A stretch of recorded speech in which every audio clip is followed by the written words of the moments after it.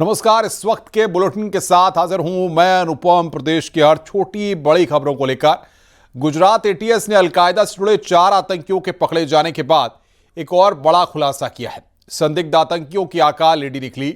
शमा परवीन नाम की लेडी आका ही संदिग्ध आतंकियों का ब्रेन वॉश कर रही थी और बड़ी साजिश रच रही थी। गुजरात एटीएस को इस महिला के सोशल मीडिया अकाउंट से जो जानकारी मिली है वो हैरान करने वाली है। गौरतलब है कि जो 4 संदिग्ध आतंकी पकड़े गए थे उनमें से एक उत्तर प्रदेश के नोएडा से गिरफ्तार हुआ था जो मूल रूप से मेरठ का रहने वाला है।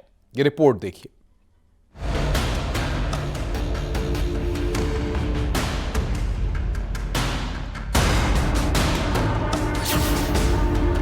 आतंकियों की लेडी सरगना का खुलासा।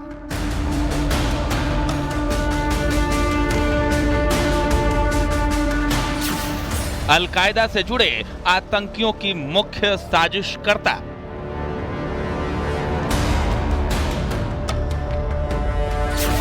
पाकिस्तान से कनेक्शन, ब्रेन वॉश और आतंक की ट्रेनिंग।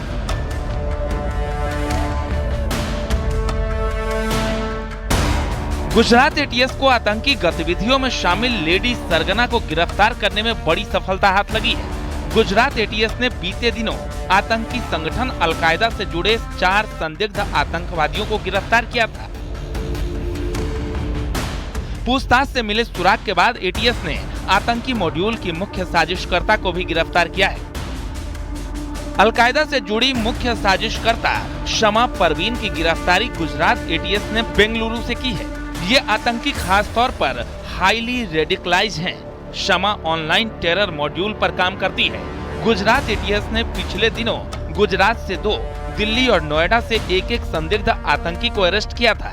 इनमें नोएडा से पकड़ा गया आतंकी मेरठ का रहने वाला था। गुजरात एटीएस के द्वारा एक केस किया गया था जिसमें अलकायदा इन इंडियन सबकॉन्टिनेंट से जुड़े हुए 4 आरोपियों की अरेस्ट की गई थी। ये आरोपी फैक दिल्ली से, फरदीन अहमदाबाद से, सैफुल्ला कुरैशी मोडासा अरवली से तथा जिशान को नोएडा से इनकी अरेस्ट की गई थी और यूएपीए तथा बीएनएस के विभिन्न सेक्शंस में इनको अरेस्ट किया गया था। चारों आतंकी 20 से 25 साल की उम्र के हैं। जानकारी के मुताबिक इन आतंकियों को भारत में बड़े टारगेट और बड़ी लोकेशन पर हमला करने की जिम्मेदारी दी गई थी। जांच में सामने आया कि ये संदिग्ध आतंकी सोशल मीडिया ऐप्स के जरिए एक दूसरे से जुड़े हुए थे। शमा परवीन के इंस्टाग्राम अकाउंट और फेसबुक पेज से आपत्तिजनक मैसेज वायरल किए गए थे जिसमें भारत सरकार के खिलाफ गजवाए हिंद और आतंकवादी हमलों के लिए अपील की गई थी। एटीएस अब शमा परवीन की कुंडली खंगाल रही है। इन सभी आरोपियों का 14 दिन का हमें रिमांड मिला था।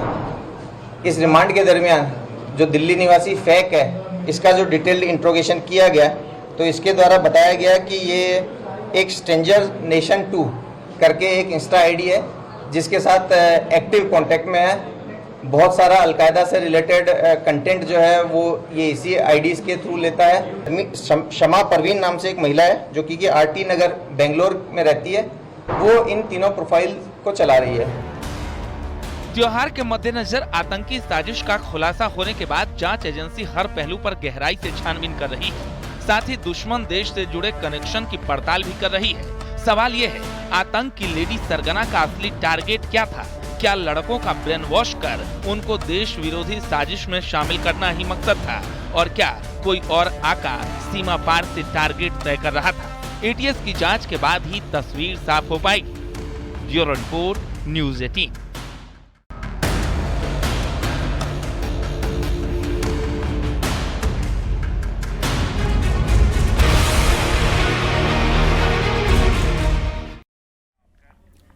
शादी की चाहत रखने वाले कुंवारे या फिर विधुर लोगों के लिए कोलकाता की रहने वाली लड़की सपना बनकर सामने आई, लेकिन हकीकत सामने आई तो लोगों के पैरों तले जमीन खिसक गई।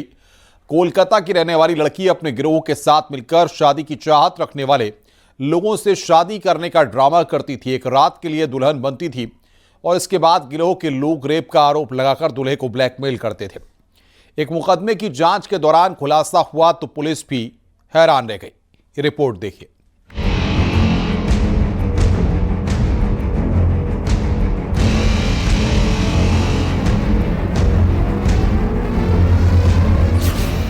दुल्हन के हसीन सपनों से सावधान।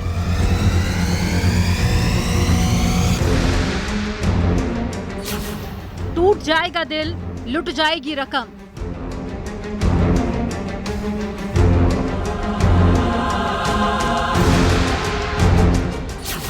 एक रात की दुल्हन, ब्लैकमेलिंग का खुलासा।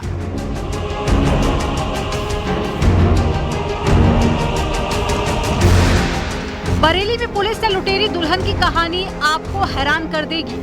एक दिन की दुल्हन हसीन सपने दिखाकर लोगों को ब्लैकमेल करती है।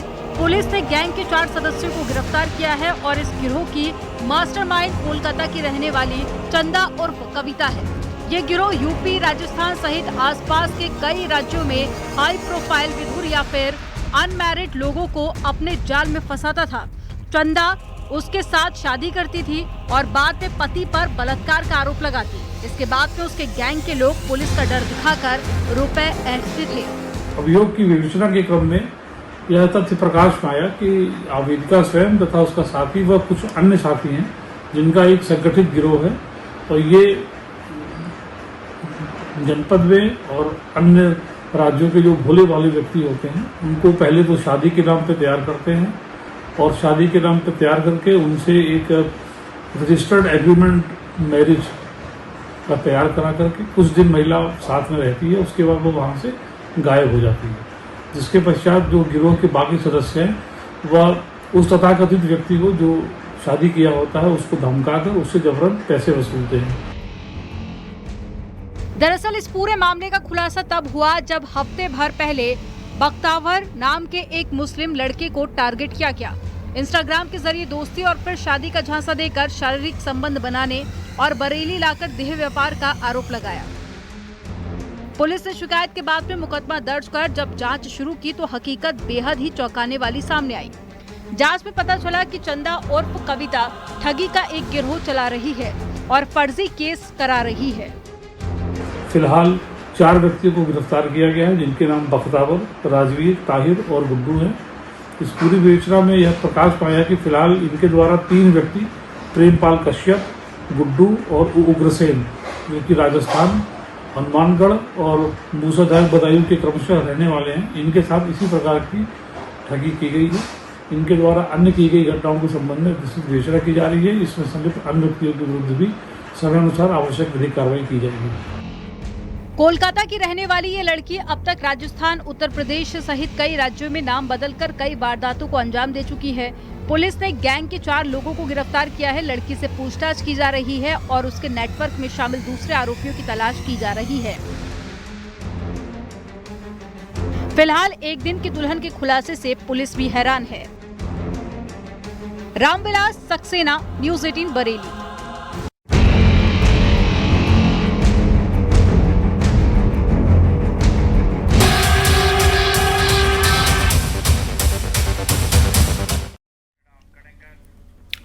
झांसी में लोन की किश्त बकाया हुई तो निजी बैंक कर्मियों ने बीवी को बंधक बना लिया।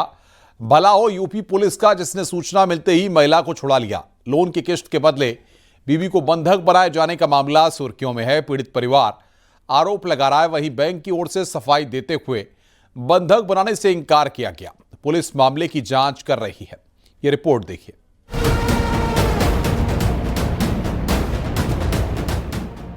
झांसी के मोट थाना क्षेत्र का ये बेहद चौंकाने वाला मामला सुनेंगे तो हैरान रह जाएंगे। एक प्राइवेट ग्रुप लोन की किश्त न चुकाने पर निजी बैंक के कर्मचारियों ने महिला को कथित तौर पर कई घंटे तक बैंक में बंधक बनाए रखा। मामला उस समय उजागर हुआ जब बैंक में बतौर किस्त बंधक बनी बैठी महिला के पति ने डायल 112 पर पुलिस को सूचना दी। पुलिस मौके पर पहुंची और महिला को मुक्त करवाया। सनसनीखेज मामला बमरौली के आजाद नगर मोहल्ले का है। एक प्राइवेट ग्रुप लोन देने वाले बैंक से जुड़ा है। पूंछ थाना क्षेत्र के बावई रोड के रहने वाले रविंद्र वर्मा ने पुलिस को बताया कि उनकी पत्नी पूजा वर्मा को सोमवार दोपहर 12 बजे से बैंक के अंदर जबरन बंधक बनाकर रखा गया। हमने जैसे 11 किस्तें, ये बोल रहा है 7 किस्तें आएंगे, तो हमने इसलिए तो किस्त रोक दी है उनकी। हमने पहले किस्त का फाइनल कीजिए, तो वेंडर इनको बैठा लिया। वो कह रहे थे पहले पैसा लेके आओ, जब मैडम को छोड़ेंगे हम। और साथ में जोड़ी बोल रहे थे कि रस्सी ले लो हमसे, बगल वाले कमरे में फांसी लगा लो, पूरा पैसा माफ हो जाएगा। बैंक कर्मचारियों ने शख्स की पत्नी को बंधक बना लिया और साफ कहा कि जब तक बकाया लोन की रकम जमा नहीं करेगा तब तक महिला को छोड़ा नहीं जाएगा। मतलब साफ था, किस्त दो बीवी लो वाली स्कीम लागू कर दी गई। पति ने बताया कि उसने बैंक कर्मचारियों से कई बार गुहार लगाई कि इस समय किस्त भरने में असमर्थ है, किस्त जमा करने के लिए उसके पास पैसे नहीं है, लेकिन बार बार गुहार लगाने के बाद भी बैंक के कर्मचारियों और अधिकारियों का दिल नहीं पसीजा और किस्त का दबाव बनाते रहे। आरोप है कि बैंक से 40,000 रुपए का पर्सनल लोन लिया था, जिसकी मासिक किस्त 2,120 रुपए थी। अब तक वो 11 किस्तें भर चुकी है, लेकिन बैंक में केवल 8 किस्तें ही दर्शाई जा रही है। फिर हमने 112 फोन लगाया, 112 पे पुलिस आई, मदद आई, उन्होंने मदद की। जब जिनको छोड़ा, जब हम लोग घर पे गए, हाँ किस्त तो बराबर जा रही थी। और दीपावली होली से जो लोग हमको किस्त लेने नहीं आए हमारे घर। पुलिस मौके पर पहुंची तो बैंक कर्मचारियों के हाथ पांव फूल गए। बैंक कर्मियों ने तुरंत महिला को बाहर निकाल दिया। पुलिस पूछताछ में बैंक स्टाफ ने दावा किया कि महिला खुद बैंक में बैठी थी और उसका पति किस्त की रकम लाने गया था। फिलहाल पुलिस अधिकारी लिखी शिकायत के आधार पर जांच के बाद कार्रवाई की बात कर रहे हैं और बैंक की ओर से भी सफाई दी जा रही है कि महिला को बंधक नहीं बनाया गया। बहरहाल मामला सुर्खियों में है और हर कोई पूछ रहा है कि किस्त नहीं चुकाई तो महिला को बंधक क्यों बनाए।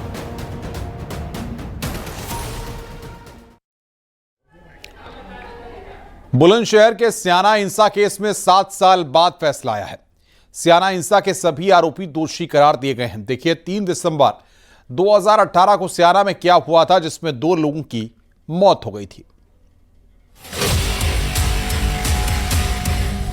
3 दिसंबर 2018 जब स्याना में भड़की थी हिंसा, प्रभारी इंस्पेक्टर और स्थानीय की गई थी जान। 2431 दिन बाद कोर्ट का आया बड़ा फैसला। 7 साल बाद 38 आरोपी कोर्ट से दोषी करार। आग के आगोश में समाया थाना, गाड़ियों में तोड़फोड़ और उग्र प्रदर्शन। ये तस्वीरें हैं बुलंदशहर के स्याना की, जब 3 दिसंबर 2018 को हिंसा भड़की थी। स्याना कोतवाली के प्रभारी इंस्पेक्टर और एक स्थानीय की मौत हो गई थी। 7 साल बाद कोर्ट ने आखिरकार फैसला सुनाया और 38 आरोपी दोषी करार दिए गए। 38 लोगों के खिलाफ आरोप सिद्ध करके सबको कस्टडी में लेकर के जिला कारागार बुलंदशहर भेज दिया है। सजा के प्रश्न पर 1 तारीख को सुना जाएगा। गिल्टी होल्ड किया गया। गिल्टी होल्ड किया है। अच्छा सर, ये और हम जानना चाहेंगे कितने लोगों के खिलाफ पुलिस ने चार्जशीट लगाई थी? नामजद आरोपियों के जो दोषी पाए गए हैं और जो अज्ञात बचे हैं। कुल जो है 44 लोगों के खिलाफ, 44 मुल्जिमान के खिलाफ चार्जशीट आई थी, जिसमें एक मुल्जिम प्रमांशु उर्फ राजा जुवेनाइल होने के कारण उसका जो है जुवेनाइल में जो है आज भी केस चल रहा है। यहाँ 43 लोगों के खिलाफ मुकदमा था। 43 में से 5 लोग दौराने मुकदमा मृत्यु हो गई। मामले की सुनवाई के दौरान पुलिस ने 44 आरोपियों के खिलाफ चार्जशीट दाखिल की थी। 44 आरोपियों में से इस मामले में 38 आरोपियों को दोषी करार दिया गया है। मुकदमे के दौरान ही 5 लोगों की मौत हो चुकी है, जबकि एक नाबालिग का मामला किशोर कोर्ट में चल रहा है, जबकि एक बरी हो गया था। सिंसा में स्याना कोतवाली के प्रभारी इंस्पेक्टर सुबोध कुमार सिंह और एक स्थानीय युवक सुमित की गोली लगने से मौत हो गई थी। सजा का ऐलान अब शुक्रवार 1 अगस्त 2025 को दोपहर 2 बजे होगा। लेकिन ये जानना जरूरी है आपके लिए कि हिंसा कैसे भड़की थी। 3 दिसंबर 2018 को क्या हुआ था? महाव गांव में गौवंश के अवशेष मिलने की खबर फैली। भीड़ ने चिंगरावटी पुलिस चौकी पर हमला कर दिया। भीड़ ने चौकी में आगजनी की और पुलिस पर पथराव किया। इंस्पेक्टर सुबोध कुमार सिंह की गोली मारकर हत्या की, जबकि सुमित नाम का युवक भी गोलीबारी में मारा गया। बुलंदशहर के स्याना हिंसा केस में 7 साल बाद फैसला आया है। कोर्ट ने 5 आरोपियों को इंस्पेक्टर की हत्या का दोषी माना है। अन्य 33 आरोपियों को बलवा जैसी गंभीर अपराध का दोषी माना है। बुलंदशहर एडीजे 12 न्यायमूर्ति गोपाल जी ने दोषियों को पुलिस कस्टडी में भेजा है। 1 अगस्त को सभी दोषियों को सजा सुनाई जाएगी। Bureau report, news 18। मौलाना साजिद रशीदी के सांसद डिंपल यादव पर अभद्र टिप्पणी के बाद भारतीय जनता पार्टी महिला मोर्चा में गुस्से का माहौल है। जिलाधिकारी कार्यालय के बाहर भारी संख्या में महिला मोर्चा के सदस्यों ने मौलाना विरोधी नारेबाजी की। बीजेपी की नेताओं का कहना है कि जिस तरह से साड़ी भारतीय महिलाओं का पारंपरिक परिधान है, ऐसे में मौलाना का सपा सांसद डिंपल यादव पर अभद्र टिप्पणी करना सीधे तौर पर हिंदू भावनाओं पर आघात है।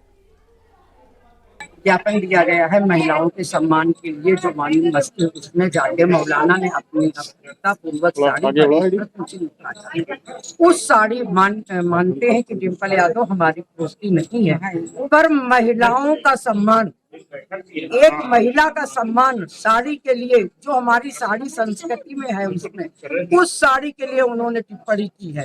अगर इस सम्मान हमारी नहीं हुई तो हम सब महिला मोर्चा मिलकर सड़कों पर। खबर गोंडा से है, जहां कर्नलगंज क्षेत्र के निजी विद्यालय में प्रतिभा सम्मान समारोह का आयोजन किया गया।